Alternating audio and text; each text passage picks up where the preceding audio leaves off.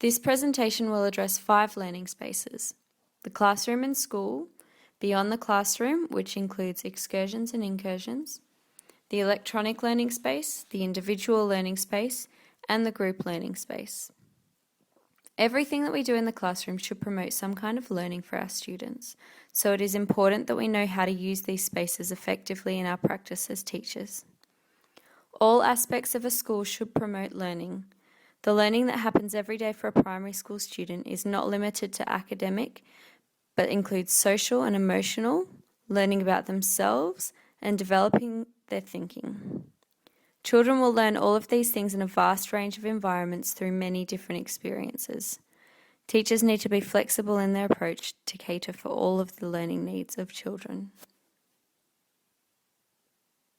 The physical classroom is where a lot of learning at school happens, so this is a very important area.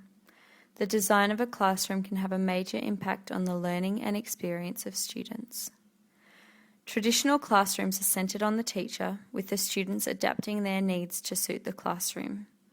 They typically have rows of tables facing the front of the classroom and provide little opportunity for students to work together in their learning.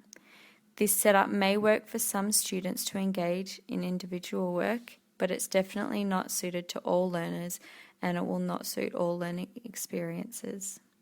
It is still common to see this design in developing countries where classrooms are often overcrowded and buildings are old and run down. More contemporary classrooms are designed with the needs of students in mind. Many Australian primary schools are now designed this way and provide different spaces for different activities.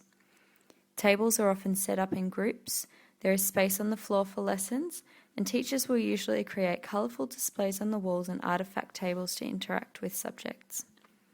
The extent to which these aspects are developed varies depending on the teacher or the school's pedagogy. Currently, many schools are moving towards having open learning spaces that facilitate team teaching and movement between classes. Renovations and new buildings are designed with this pedagogy in mind to support these shifts in teaching and learning. One of the most important aspects of the classroom design is flexibility. This is reflected in much of the literature about classrooms, for example by Reed in 2010, Sina in 2010, Stevens and Costa in 2007, and Ross Maneth in 2006. It's important for the class to be arranged so that tables can be moved to facilitate group or individual work. It is also important that students don't have ownership of one particular place in the classroom. As Mitchell 2006 points out, students who are taught in a room where the table arrangements stay the same don't learn a broad range of skills. Children need to have different contexts and arrangements to fully develop in their thinking and learning, so let's explore some of the other contexts.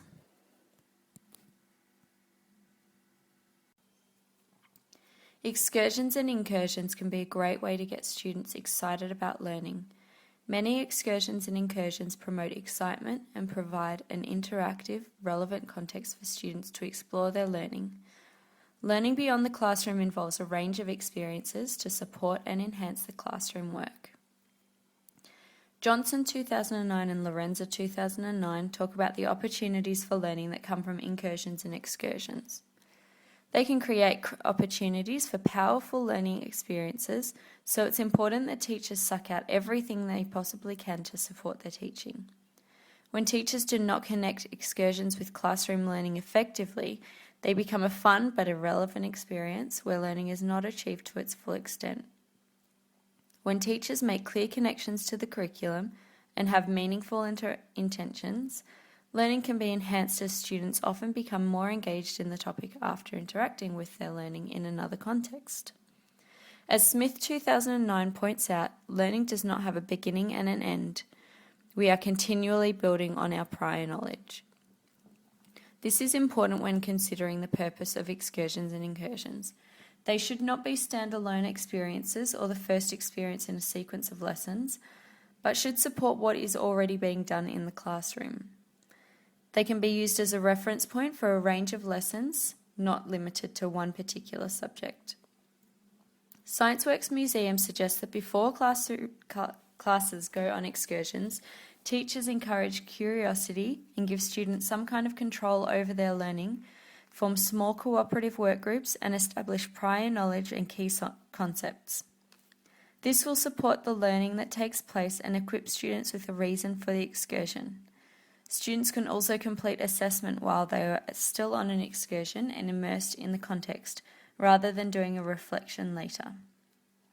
As students complete assessment tasks on excursions, they interact with the community of practice that operates out of the venue to work towards a common goal. Communities of practice are characterised by members of a group who work together to develop their practice through collaborative learning and active participation. Classrooms can develop their own community of practice after visiting an excursion. When this happens, learning will continue on past the excursion experience and will affect other areas of learning. Having technology available in the classroom has meant great things for student exploration and experimentation.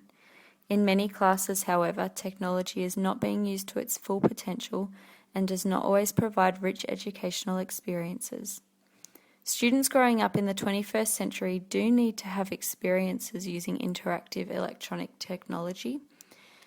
Getting students engaged in learning using technology may be easy, however, empowering them to use technology for their learning may be more difficult. Teachers need to be very purposeful in their use of technology in the classroom to promote effective learning. Although the UNESCO 2012 report talks about the benefits of using mobile devices for collaborative learning, many of the applications available really only cater for individual tutoring, which is highlighted by Murray and Ulsis in 2011. According to Bloom's taxonomy, we need to be developing higher order thinking skills in students, but most of the apps that are being used in the classroom only develop lower level thinking skills.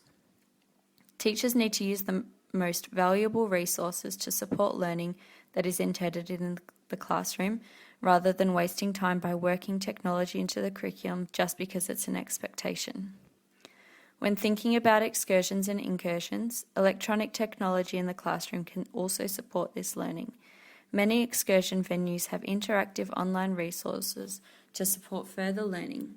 Students can engage in the excursion community of practice through online activities to continue their learning and exploration back in the classroom. In the world of teaching, we are always throwing around the idea of inspiring and equipping students to be lifelong learners. In order for them to become that, they need to know how to direct and have control over their learning. Many outcomes of self-directed learning depends on the learning environment, the social context, and the culture. As primary teachers, we have the responsibility to help students develop the skills they will need to direct their own learning in order to become lifelong learners. Skills for self-directed learning are often developed during inquiry lessons, where students take a greater responsibility for the questions they ask, the direction of the learning, and the ability to find and access appropriate resources. During my recent teaching round last year, I saw my grade 6 students developing lifelong learning skills as they asked their own questions in regard to physical and emotional health, and then spent the next 3 weeks finding resources to answer their questions. Along the way, I taught mini lessons that focused on developing certain skills, such as where to look for information, how to take effective notes, and how to reflect on the information they found. Some of the students had very successful outcomes as they were highly motivated, while others wanted the information to be fed to them. The successful students were all proactive learners who took the initiative to find information and develop their understanding. The students who wanted me to find the information and feed it to them were reactive learners who were passively waiting to be taught something by others. Some students will still be hindered in self-directed learning, even with the appropriate skills, because some students just require a lot of interaction and collaboration with their peers. There are 3 aspects of the group learning space: group work, cooperative learning, and collaborative learning. The names themselves say a lot about the aspects, with collaborative and cooperative focused on the learning that takes place, and group work being more about getting a task done. Group work is simply a group working together, usually to follow on from whole class learning. Often it only engages high-achieving students, with others not required to participate. Cooperative learning is clearly structured and often requires individual students to take responsibility for one section of the overall task. Students come together to share what they learn and are then assessed according to what they have contributed. Collaborative learning requires students to work together in order to achieve success and establish a shared understanding, which has an impact on understanding and cognitive processes. Collaborative learning has the greatest potential to impact student understanding and develop deep learning, although cooperative learning is important for students when working in a group but still being differentiated in their learning. In classes I have observed and taught, I have seen a lot of group work but not a lot of collaborative or cooperative learning.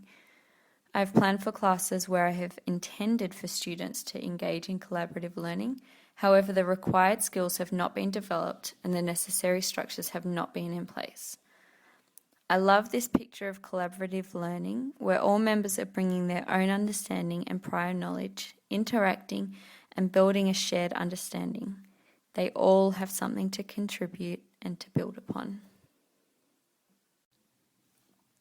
Students learning in the 21st century require a combination of all of these spaces.